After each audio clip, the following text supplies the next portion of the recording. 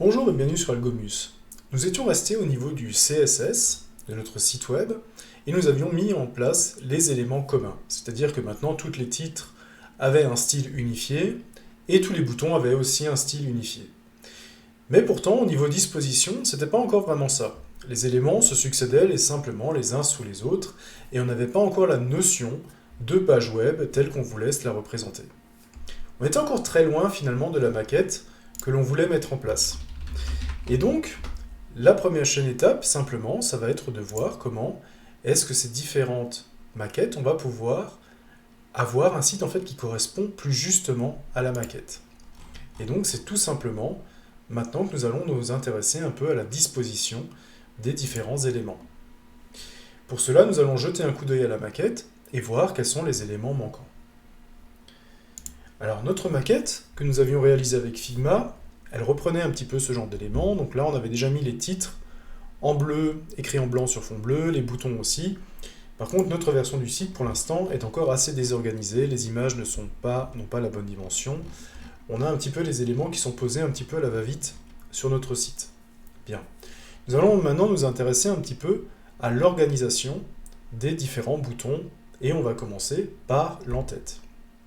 Alors l'entête, je vous le rappelle, si jamais je reprends ma page HTML, dans l'entête, j'ai simplement dans mon header, donc j'ai deux éléments, j'ai mon logo, et dans l'autre, j'ai une barre de navigation, ma nav, qui contient trois éléments, qui sont les différents boutons. Bon, maintenant ce que j'aimerais faire en sorte, c'est que cette entête se présente comme cela. Alors il va déjà manquer la couleur de fond, et on va rajouter aussi quelques éléments d'organisation. Ok, alors pour l'instant, on va s'intéresser uniquement à l'entête. Alors je vais reprendre mon Visual Studio et on va commencer à voir ce que l'on peut faire au niveau de l'entête. Alors j'avais créé une feuille CSS dans laquelle on avait déjà mis les éléments communs et maintenant on va s'intéresser un petit peu plus à l'entête. Alors l'entête, eh bien déjà on va lui mettre le fond. Alors vous voyez que dans mon entête, en fait déjà c'est sur le tag header. Donc je vais prendre mon entête, header, et je vais lui mettre déjà la bonne valeur de fond. Alors la background color, c'est une couleur que je vais récupérer encore une fois dans ma charte graphique. J'avais dit que je voulais un gris qui était 10, 70, 70, 70. Voilà. Donc j'ai déjà ma couleur de fond qui va être en place. Je vais aussi mettre un padding, c'est-à-dire une marge extérieure qui va séparer un petit peu l'écriture de la bordure pour qu'on ait un petit peu plus d'espace. Donc déjà là, normalement, je devrais récupérer la bonne couleur. Ok. Alors au niveau couleur, c'est bon. Au niveau disposition, c'est pas encore tout à fait ça. Moi, je voudrais que ces éléments-là, en fait, ils se retrouvent à droite. Et bien, pour mettre en place ce genre de choses, on va utiliser ce que l'on appelle une flexbox. Alors pour expliquer ce que c'est qu'une flexbox, je vais simplement le dessiner. Je vais prendre Paint, tout simplement. Et je vais dire en fait que ce que je vais faire, c'est que je vais déclarer un élément qui est une flexbox. Une flexbox, c'est quoi? Eh bien, c'est tout simplement un élément de structure qui va contenir d'autres éléments. J'ai donc ma flexbox qui est ici en noir, et je vais avoir d'autres éléments, par exemple en rouge, qui vont être contenus dans cette flexbox. Et j'aurai le loisir de dire, au niveau de la flexbox, comment je vais organiser ces éléments. Est-ce que ces éléments, je vais les organiser en ligne? Est-ce que je vais les organiser en colonne? Tout ça, ce sera fait au niveau de la flexbox. Alors, qu'est-ce que je veux faire au niveau de l'entête? Eh bien, je veux déjà que mon logo se retrouve dans une partie de gauche, et je veux que mes boutons se retrouvent dans la partie de droite. Très bien. Donc, si je veux décrire cette flexbox, en fait, dans ma flexbox, dans ma barre header, je n'ai que deux éléments. J'ai une image d'un côté, et j'ai, de l'autre côté, une barre de navigation. Si je reprends ici, simplement, mon index, c'est exactement ce que j'ai. J'ai dans mon header deux éléments, une image, et j'ai une barre de navigation. Et bien, ce que l'on va faire, tout simplement, c'est qu'on va créer une flexbox dans le header, et on va dire que les éléments image et nav doivent se retrouver l'un à côté de l'autre, et pas l'un sous l'autre. Alors, comment je vais faire ça? Eh bien, tout simplement, je vais prendre mon header, ici, et je vais dire que mon header, en fait, est une flexbox. C'est-à-dire, je vais lui dire display, affiche-toi comme une flexbox. Cette flexbox, elle va avoir une direction, c'est-à-dire dans quelle direction vont s'afficher les différentes informations. Eh bien, elles vont s'afficher en ligne. C'est exactement, si je reprends ici, elles vont s'afficher en ligne. D'abord, je vais avoir l'image, premier élément dans ma ligne, puis la navigation. Si j'avais voulu l'afficher en colonne, tout ce qui se serait passé, c'est que le deuxième élément aurait été sous le premier. Ça, c'est un affichage colonne, ça, c'est un affichage ligne. Donc, je veux afficher en ligne. Ok.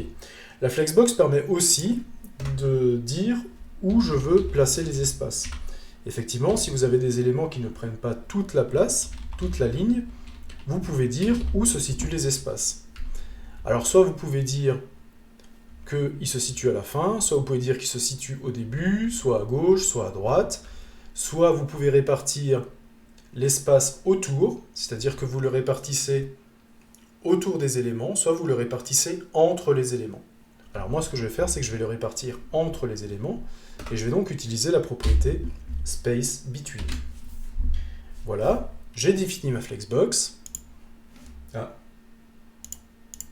Et donc ma flexbox, maintenant, va me dire que mes éléments, maintenant, effectivement, ont été placés.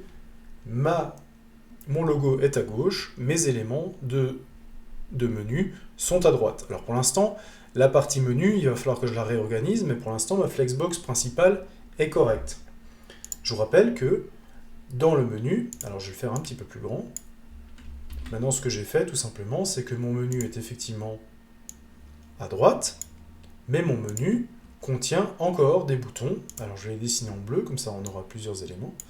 Il y a encore 3 boutons là-dedans que je vais devoir organiser. Et vous avez compris naturellement que une flexbox pouvant contenir une autre flexbox, eh bien, le menu de navigation va lui-même devenir une flexbox pour que je puisse organiser les boutons à l'intérieur. Tout simplement. Bon, alors on va essayer de mettre ça en place assez rapidement. Je vais donc m'intéresser maintenant, j'ai mon header qui a été fait. Je vais donc m'occuper déjà de ma partie de gauche. Alors la partie de gauche, c'est tout simplement, c'est l'image qui est dans header. Et je vais tout simplement normaliser les marges. Je vais lui dire que c'est le navigateur qui va s'occuper des marges. Donc je vais dire que l'image qui se trouve dans header, alors vous pouvez noter la syntaxe, hein. Si vous faites header espace image, ça veut dire que c'est l'image qui se trouve dans le header. C'est à ne pas confondre avec virgule, hein, où là j'avais H1, virgule H2, qui voulait dire le style s'applique au titre H1 et au titre H2 de tout le document. Là, on est vraiment avec l'espace, on va modifier simplement l'image de la balise header. Et là, je vais lui dire simplement que c'est le navigateur qui va gérer les marges lui-même, et donc je lui dis que les marges sont automatiques. Ok. J'ai pas grand-chose d'autre à faire à ce niveau-là. Maintenant, ce que je vais faire, de l'autre côté, simplement, je vais m'occuper de la barre de navigation. Donc, c'est-à-dire que je vais m'occuper du tag nav qui se trouve dans header. Si je reprends mon HTML, je vais donc m'occuper de la balise nav qui se trouve dans header. Voilà. Donc, le style va s'appliquer là-dessus. Là, qu'est-ce que je veux faire? Eh bien, encore une fois, je vais déclarer mon nav en tant que flexbox. Flexbox qui va contenir 3 éléments qui sont les 3 boutons de mon menu. Bon, alors encore une fois, je vais faire donc un display flex. Donc toi, tu es une flexbox. Ok. La flex direction, bah, c'est toujours du row, c'est-à-dire que c'est toujours en ligne. Je veux que les flex direction. Je veux toujours que l'affichage se fasse en ligne. Au niveau des espaces, je veux toujours avoir des espaces autour, donc c'est-à-dire des spaces between. Je vais avoir des espaces entre, pardon, des spaces between. Ok. Donc on va voir déjà comment ça se passe. Je vais faire ça, hop, ok. Et donc on va s'apercevoir effectivement que, eh bien, si je ne dis rien, tout simplement, ma flexbox ne sait pas comment répartir exactement les éléments. Donc je vais devoir lui dire en fait que la barre de navigation, elle ne prend... En fait, je me rends compte que la barre de navigation doit prendre plus de place que l'image. Là, si je ne lui dis rien, ils vont prendre 50% chacun. Moi, je ne veux pas ça. Je veux que mon image soit plus petite que la barre de navigation. Donc je vais simplement lui dire que je veux que la barre de navigation prenne en fait 75% de la flexbox. Et ça, je vais le dire comment? Simplement, la barre de navigation, je vais lui dire que la largeur est de 60... Ouais, je vais mettre 75%. 75% de son contenant. C'est-à-dire que comme nav est dans header, eh bien, je vais simplement dire que nav va prendre 75% de la largeur de header. Voilà comment il faut comprendre cette notion-là. Ok. Là aussi, je vais lui dire que les marges, il va les mettre automatiquement. Donc on va voir comment ça va se présenter. Donc là, vous voyez que maintenant, on a quelque chose qui a beaucoup plus,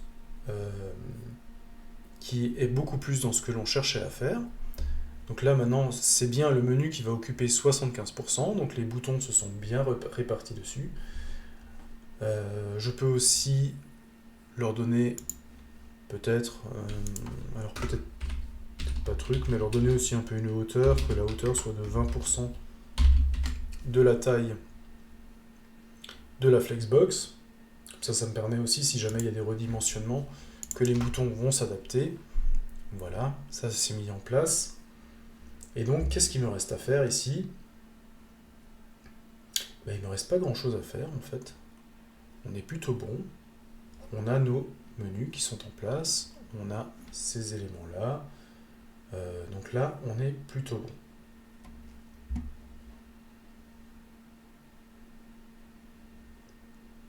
Ok. Très bien. Alors, on n'est pas encore tout à fait centré, mais on va déjà essayer de s'occuper de l'apparence globale. Donc là, on est plutôt centré. Donc là, c'est bon. Ça commence à ressembler.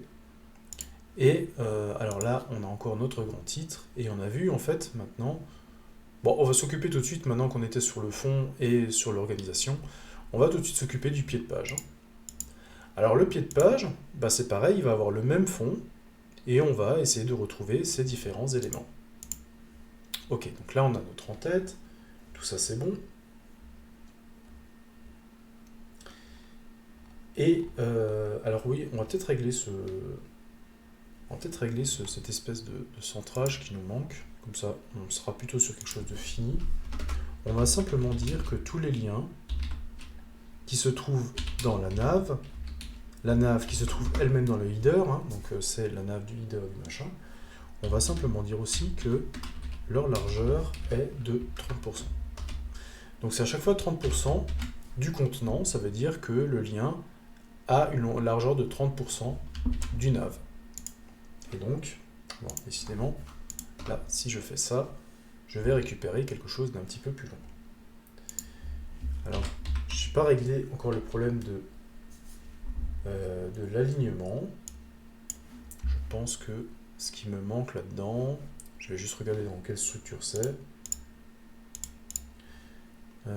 Qu'est-ce qui me manque? Il va me manquer un align center qu'on va peut-être mettre sur A. C'est-à-dire que ici, alors on est où? On est ici. On va simplement mettre un align, un texte align center et ça devrait le faire. On va sauvegarder ça. Voilà. Et mon texte est aligné au centre. Ok. Alors pourquoi est-ce que je joue énormément avec des pourcentages? Pourquoi j'ai des largeurs de 20%, des hauteurs de 20%, des largeurs de 75%? Eh bien en fait, le fait de ne pas donner des largeurs fixes en pixels va me permettre déjà de régler des problèmes si jamais je suis sur des écrans de tailles différentes. Là par exemple j'ai réduit mon écran et vous voyez que mes boutons s'adaptent. Alors à bout d'un certain moment ça va être moche quand même, parce que c'est trop petit en fait pour que ces éléments continuent de s'adapter. Mais vous voyez que sur pendant un long moment, je peux adapter mon affichage et les boutons vont se décaler avec. Comme ils sont en pourcentage de l'espace qu'on leur alloue, et bien si le header en fait est redimensionné, les boutons étant en proportion de ce header, et bien ils vont se redimensionner également. Donc ça va m'aider déjà lorsque j'aurai à faire la partie responsive du site. C'est pas encore tout à fait responsive, mais on voit qu'il y a déjà quelques éléments qui sont en place. Bon, alors on va s'occuper du footer déjà. Alors le footer, on a déjà tous les éléments en place, on a un titre, on a les différents liens, notre titre en différents liens, on a le logo et encore des liens. Bon, eh bien on va s'occuper de ça en disant que le footer c'est quoi? Eh bien encore une fois, le footer on va le voir comme une flexbox.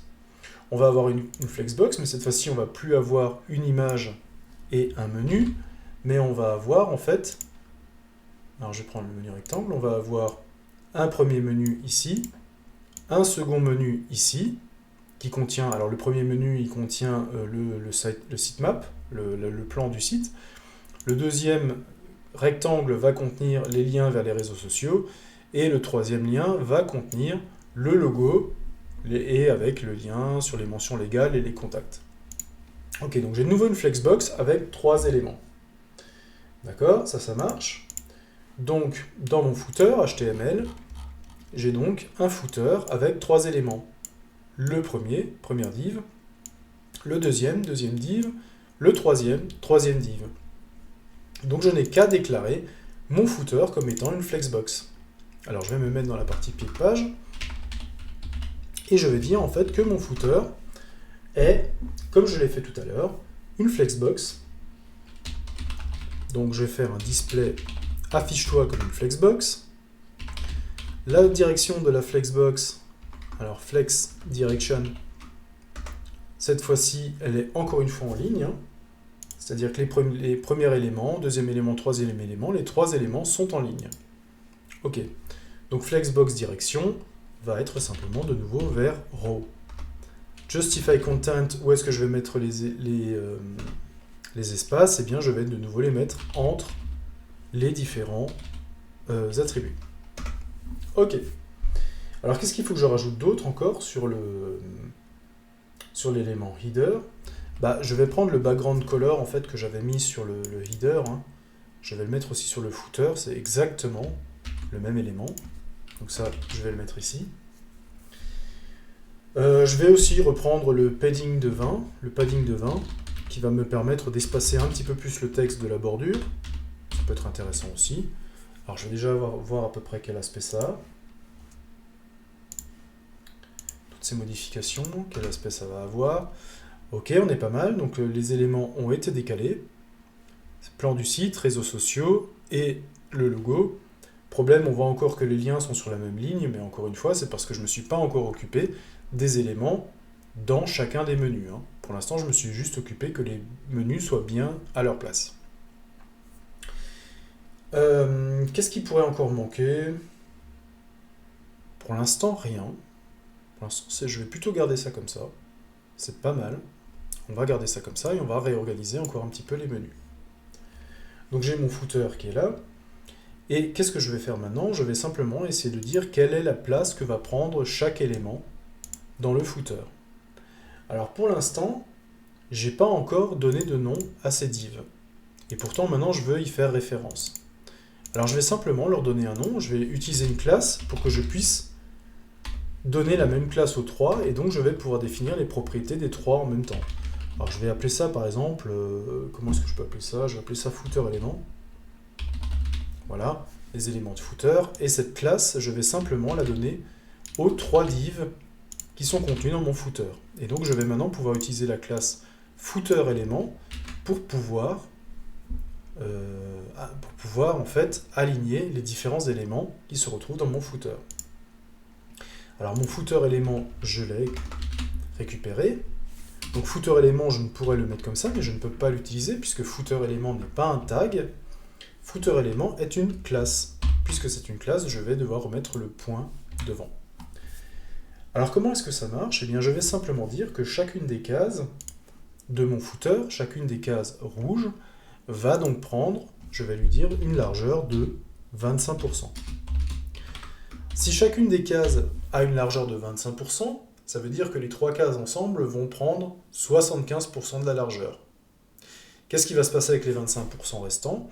Eh bien ça va être l'espace entre les cases, et l'espace, j'ai dit que l'espace, j'allais le répartir entre les cases. avec le space between. Donc ça va me laisser un petit peu de marge entre les différents éléments, ils ne seront pas collés.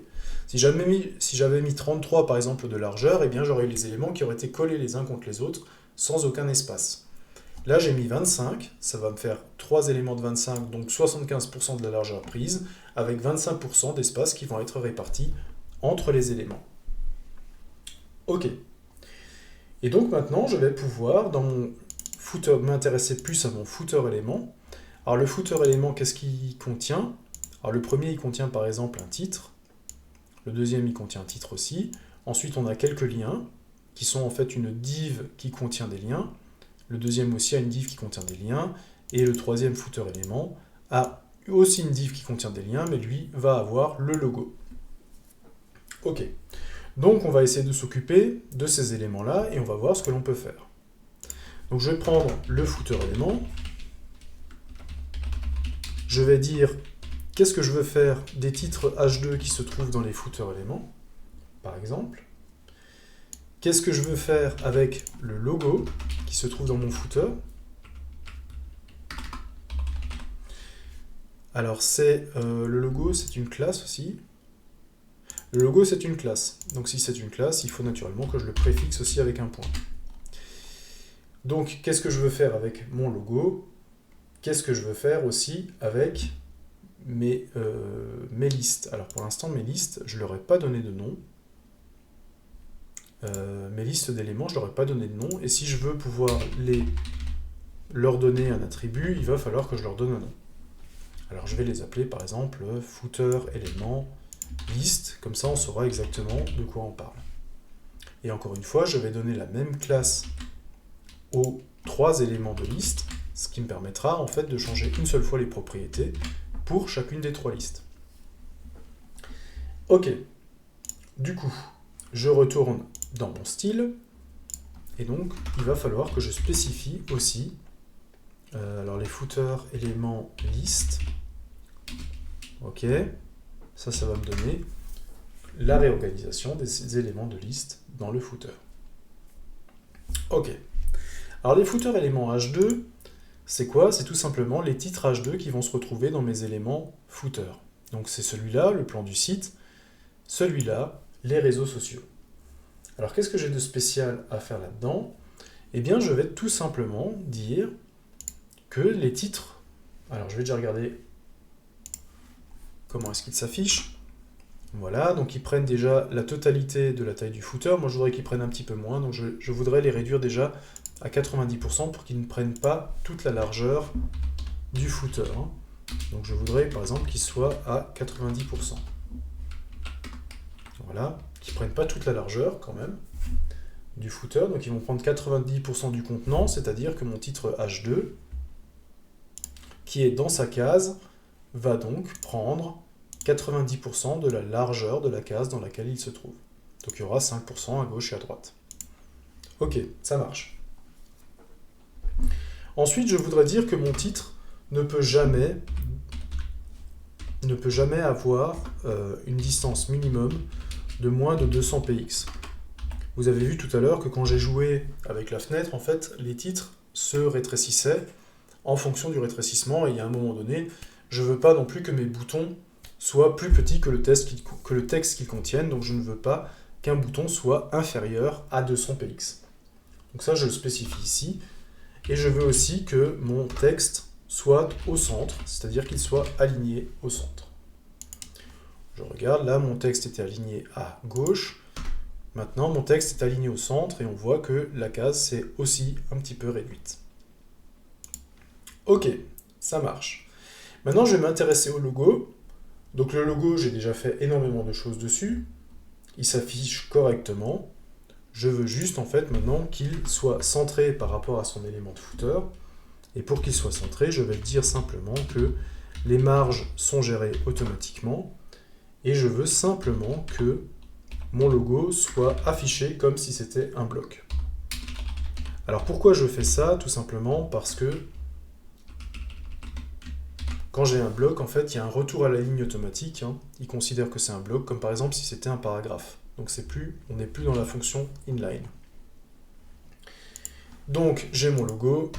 voilà, qui s'est centré maintenant. Je lui ai dit de faire des marges automatiques, donc il s'est centré par rapport à la place qu'il avait, donc il s'est centré dans sa propre colonne. Ok. Donc maintenant, il y a encore ces liens qui sont pas très jolis. Ils ont déjà pas la bonne police. Ils se suivent alors que moi j'aimerais qu'ils soient l'un en dessous de l'autre. Donc on va essayer de régler ce petit problème. Alors comment je vais faire ça? Eh bien tout simplement, ces liens-là, ils sont contenus. Ces liens sont contenus en fait dans une div qui s'appelle footer élément list.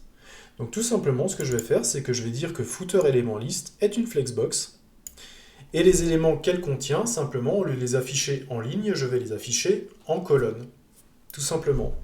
Donc footer élément list, je l'ai déjà ici. Je vais donc dire que footer élément list est une flexbox. Donc affiche-toi comme une flexbox.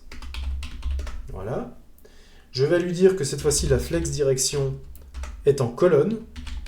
C'est-à-dire que je ne veux pas cette fois-ci qu'il m'affiche les éléments ligne par ligne, mais je veux qu'il me les affiche colonne par colonne. Et encore une fois, je veux que, au niveau de la justification, au niveau de la gestion des espaces, on se passe en space between, qui va me mettre l'espace entre les différents éléments. Ok, je sauvegarde. Est-ce que c'est mieux de faire un space between ou un space around? Dans ce cas-là, ce serait plus joli de faire un space around, je pense. Un space between va mettre l'espace entre, alors qu'un space around va mettre les espaces autour, et donc va mettre les différents liens ensemble. C'est peut-être plus joli de faire un space around dans ce cas-là. Ok, on va essayer de voir ce que ça donne. Pouf, voilà, on voit que dans le premier cas, les liens maintenant se sont mis sur, de haut en bas. C'est donc en fait, ils ont pris la colonne. Alors là, pareil, moi j'aimerais pas qu'il commence directement au même niveau que le titre, j'aimerais qu'il soit un petit peu en retrait. Et si jamais je veux qu'il soit en retrait, simplement ce que je vais faire, c'est que je vais leur dire en fait qu'il ne faut pas qu'ils utilisent 100% de l'espace qui leur est alloué, je veux simplement qu'ils prennent 80% de l'espace qu'on leur alloue. Et je vais leur dire aussi de gérer au navigateur de gérer les marges automatiquement.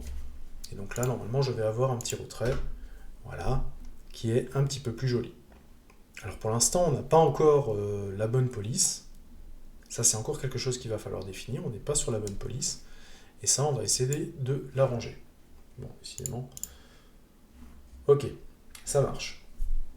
Donc j'ai mon footer list qui est une flexbox. Et ce que l'on a vu, c'est qu'on n'a pas encore la bonne police. Alors on va voir à qui on peut appliquer la police. Eh bien, il faut qu'on l'applique à tous ces éléments-là, accueil, YouTube, projet, Twitter, mention légale. Alors tous ces textes-là sont contenus dans des balises A. Ces balises A sont contenues dans des footer éléments list. Donc c'est exactement ce que l'on va faire. On va reprendre l'élément footer élément list et on va dire que toutes les balises A qui sont contenues dans footer élément list, on va leur appliquer un style bien précis. On va déjà dire que la font size a une taille de 1,5 de la taille standard.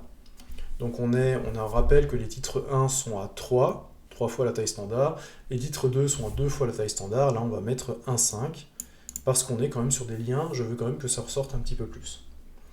Donc on a une font size de 1,5, le fond est assez sombre, donc je voudrais que la couleur, cette fois-ci on soit sur une couleur plutôt blanche, voilà, pour faire bien contraster la couleur de la police, et on va naturellement dire que la font family que je veux utiliser, et bien cette fois-ci c'est du texte, et donc je voudrais utiliser celle, alors je l'ai déclaré en haut, je voudrais utiliser source sans pro, voilà, je vais juste la prendre ici, la copier, voilà, et dans le doute naturellement je vais prendre encore d'autres polices, par exemple Arial, Serif, comme ça si jamais la police source en pro venait à ne pas être trouvée, ce qui serait quand même surprenant puisque je la livre avec le site, eh bien j'aurai des polices alternatives qui prendraient le relais. Ok, est-ce que ça marche? Est-ce que ça marche? Si je lance ça... Ah, on est déjà dans quelque chose de beaucoup plus joli. Donc on a maintenant le plan du site, on a les youtubeurs, alors je vais juste mettre, oui, parce que j'ai ma tête en bas à gauche, donc je voudrais juste montrer à quoi ressemble le site. Voilà, donc on a bien le logo en bas, la mention légale, tout est en place. Alors ce qui serait juste sympa, c'est d'avoir une petite vision quand je passe la souris dessus. Pour m'apercevoir que c'est des liens, j'aimerais bien avoir quelque chose qui bouge quand même, avoir une petite surbrillance. Et ça, pour ça, on va déjà utiliser de nouveau l'élément qu'on avait appelé Hover, qui permettait en fait d'avoir quelque chose de modifier l'apparence quand on passe la souris dessus. Donc quand je passe la souris au-dessus d'un des liens, qui se trouve dans Footer élément, je voudrais que quelque chose se passe. Alors je vais pas faire grand chose pour l'instant. Je vais simplement dire qu'avec Font Weight, je voudrais juste que la police passe en gras. Tout simplement. Donc c'est un tout petit effet, c'est pas une grosse animation, mais ça veut dire que quand je passe la souris sur une balise A de Footer élément liste, en fait, je passe simplement la police en gras. Et là, on a quelque chose quand même, maintenant. Voilà, j'ai rechargé, vous voyez que quand je passe sur les éléments, en fait, ils passent directement en gras, et donc on voit maintenant sur quel lien on est et sur quel lien on clique. C'est quand même plus sympa d'avoir quelque chose de ce style-là. Ok, on a bien avancé déjà sur cette étape. On a maintenant notre header et notre footer qui marchent bien. La dernière chose à voir, c'est justement encore cette partie centrale, donc c'est-à-dire les vidéos et l'explication de simplement. Donc sur la maquette, c'est la partie centrale qui est un petit peu en décalé, donc les vidéos par thème, l'explication des choses simplement avec la petite image, et le titre de la page, Algomus, de l'algorithmie et bien plus. Ça, donc, c'est quelque chose qu'on va laisser pour l'instant de côté, et qu'on va voir avec une troisième vidéo pour pouvoir bien découper les différentes tâches que l'on a à faire. Et une fois que ça sera en place, il restera encore la partie responsive à faire. Donc je pense faire encore 2 vidéos sur ce sujet, et on aura normalement terminé notre page d'accueil. Alors voilà, on progresse sur notre site. Notre maquette commence vraiment à prendre forme, on commence vraiment à l'implémenter. On a maintenant une version pratiquement définitive de notre en-tête et de notre pied de page. Il reste encore le milieu de la page à définir, mais on a vu qu'il y a déjà beaucoup d'éléments en place qui vont nous servir. Et on a vu aussi que quand on commence à redimensionner la fenêtre, le fait d'avoir dimensionné tous les éléments en pourcentage de leur contenant plutôt qu'en longueur et largeur fixe en pixels, eh bien déjà ça nous apporte quelques éléments de responsive. Les éléments se redimensionnent, pour l'instant ils ne se replacent pas encore, mais ça on va le voir dans un avenir proche. Et donc on garde une espèce de... le site garde une homogénéité, même lorsqu'il change d'aspect. Et c'est ça tout l'intérêt de la démarche responsive, qui permet à un même site de s'afficher sur différents supports. Donc on va encore s'occuper de cette partie centrale, de la partie responsive, et on arrivera donc sur une page d'accueil qui sera finalisée. Je vous donne donc rendez-vous à très vite pour voir comment modifier l'élément central de notre page d'accueil.